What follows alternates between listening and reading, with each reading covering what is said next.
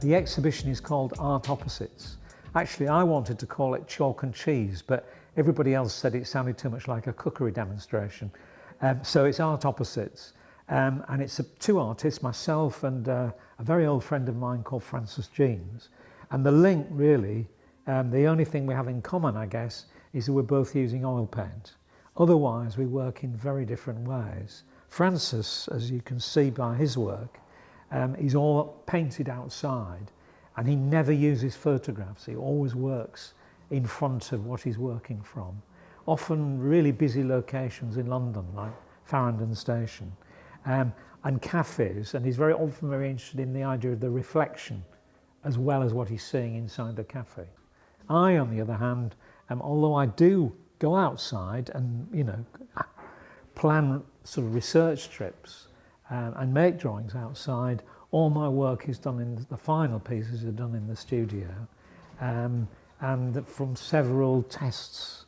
You know, I don't just do it. I have to kind of work it all out before I start the final piece. All my paintings start with family life, and I've been doing them for 50 years.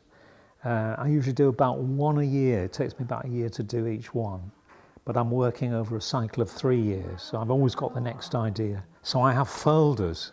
Obviously I've got sketchbooks to work from as well, so I'm sticking photographs in, making drawings, and I do a lot of writing actually, particularly at the end. I'm kind of writing, you know, I'm writing everything down. Certain things I feel will work, some things won't work so well.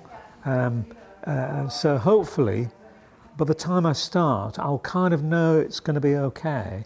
But then there's always that wonderful magic when you're doing the real thing, that something else happens which you hadn't planned for. For this exhibition, Art Opposites, it was suggested that it would be good to have a kind of pop-up studio. So I'm actually working on the next painting, which is all about my son being in New Zealand. At the moment, I'm just working, as I always do, with drawings, collecting things, and then I'm at the stage where I'm working on little test canvases, because this painting is going to be in 3 layers. It'll be oil paint. The collage one is because to represent home. We've got our cottage is about 300 years old, and we've got these old beams. So I made drawings of the beams, but obviously I couldn't get up there to get the marks. I love the marks on there, so I did some rubbings just from some bark that I'd got. So I just rubbed the paper and then I cut it out. I wanted just to get the idea of the beams. So this eel trap, I made this study from the one in Ely Museum. But it was interesting when I went to New Zealand the other year to visit our son. One of the first things I found myself drawing in a museum was an eel trap, because the Maoris used eel traps for their fishing as well. So I kind of saw that as a link between here, home, and New Zealand. And really the eel trap is a kind of metaphor for the idea of someone going away and then it's very difficult to get back again. Because I wanted to contrast the beams of our house with the beams of a Maori meeting house, because apparently the Maori meeting houses, the structures, represent the bones of their ancestors. So it really is the symbol of them. The paintings on the beams all have a significance. So I'm playing with that as well. For instance, you see this is one of my little test canvases. This pattern is the tears of the albatross when the chicks left home. And the colours are to do with some Maori myth about 2 gods. One is the Earth Mother, the brown, and the black is the father.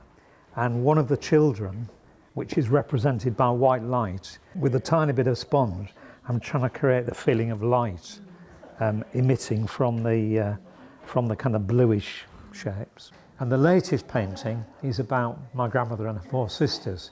Only this time they've almost become symbols. They're not particularly their personalities. I made a journey last year to, as part of my research, to East Yorkshire, where they all came from. And before I went, I'd bought 5 very small suitcases, which you'll see in the cabinet over there. And I had a day in each of these seaside towns, and each day represented a different sister. And I collected a series of objects, and I made 2 drawings on postcards, one of which I actually sent to the aunt, even though she'd been dead for 50 years, but craftily, because I put my address on. But I tried to imagine what I would have said if they'd still been alive. So the objects are very important to me, and I have to find the right objects to make things work. Another painting over here called Bicycle Thieves is all about marriage and not being married, and whether which might be better for the women. So I commissioned a 1930s wedding cake and 3 brides, and the 3 brides were all members of my family who had to get married because in those days that was the convention if they were pregnant. So they're all clutching their bouquet of flowers to their bosoms, you'll notice, which is quite fun. But I'm contrasting that with 3 more women in the family from the 1960s onwards, who none of them are married to their partners. They all have children. And I guess the question, that's why the title is called Bicycle Thieves, is are they any better off? I've actually included, because I used the bike in the painting, so my 1940 bike, which I still use every day, is also in the exhibition because I work from that in the painting.